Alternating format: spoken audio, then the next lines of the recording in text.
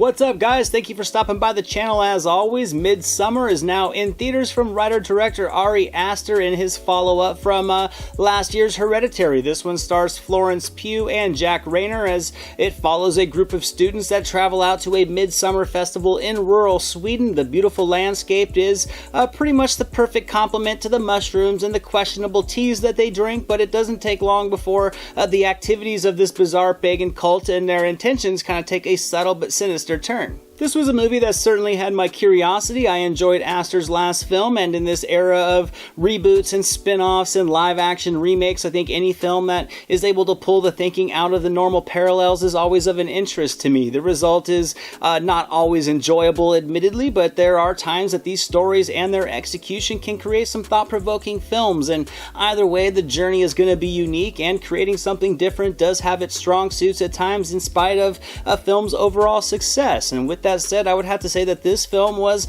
a miss for me despite being completely invested in it for the first half. So let's first get into what I liked about this movie. I would have to start with the performance of Florence Pugh. I think everybody did a good job in their roles, but I also think the character arcs kind of hindered most of the performances from truly capturing realistic and genuine emotional responses and actions. I think Pugh, however, was certainly the standout. I think she carried this film as best anybody could. She brought a lot of emotional intensity to the role and really landed some gripping scenes that had me up in my seat. I was able to connect with that lost feeling that she was experiencing, and unlike the other characters, I was very much able to invest in the story through her, primarily because she felt like the most authentic out of the characters that actually mattered to the plotline.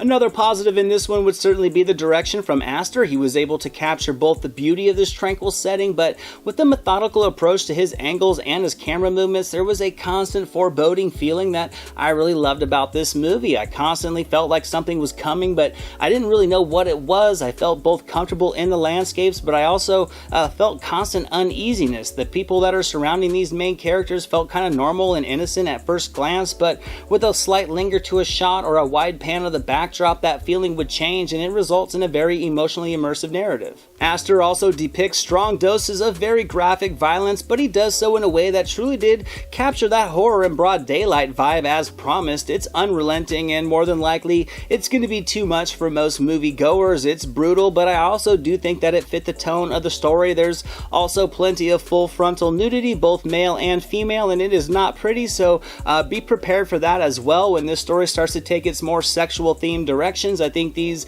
elements are where the controversy is going to fall with this movie, and with the progression that kind of felt like it was lacking some connective tissue from the story aspect, it's going to be tough to kind of gauge how this one ends up being received. The foundation of this story was something that really did intrigue me, and it built a strong interest, but it was also one that just failed to connect with me the more that it evolved, which leads me into my negatives with this film.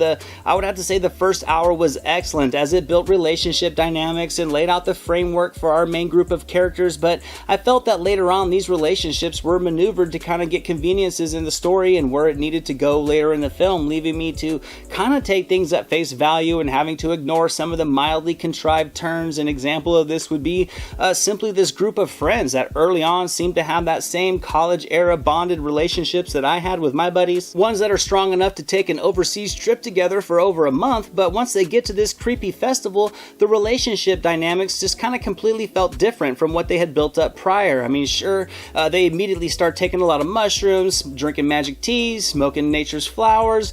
These characters, of course, may not be in the same mindset that they usually are, but to me it didn't explain the personality separation of the group that started not long after their arrival. Everything seems to be just explained off with a special tree or a puff of smoke or eating a wildflower. I think this isolation of the group really could have been delivered in a less convoluted way to enable just a much stronger impact when the third act hits. I definitely think this movie was very compelling in large sections, but with a runtime that's well into 2 hours, it certainly does crawl at times. So I gotta give Midsommar 65% on the entertainment meter. I don't want to go into a lot of spoilers, but I just think the character manipulation for me is what hindered being able to completely invest in their arcs. I see where the film was going. I see the underlying themes that it was trying to explore as well. I also appreciate the direction that it went in many aspects, but with a story that's this grounded in reality, I feel feel the suspension of disbelief needs to be just much lower than it turned out to be. Now for today's My Silver Screen recommendations, I'm going to be selecting Wicker Man from 1973, not the Nicolas Cage one, Stephen King's Children of the Corn, and for something a little lighter but still with sort of the same subject matter dealing with pagan cults,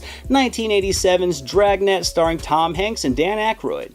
Thank you so much for watching this video, guys. I hope you enjoyed it. If you did, drop it a thumbs up, leave a comment below. I'd love to talk movies with you guys. Share it with your friends, and without question, hit that subscribe button and the notification bell so you can never miss a video. Here are some links to some recent reviews just in case you missed them. All my social media links and the link to our official website are down in the description below, and I'll catch you next time.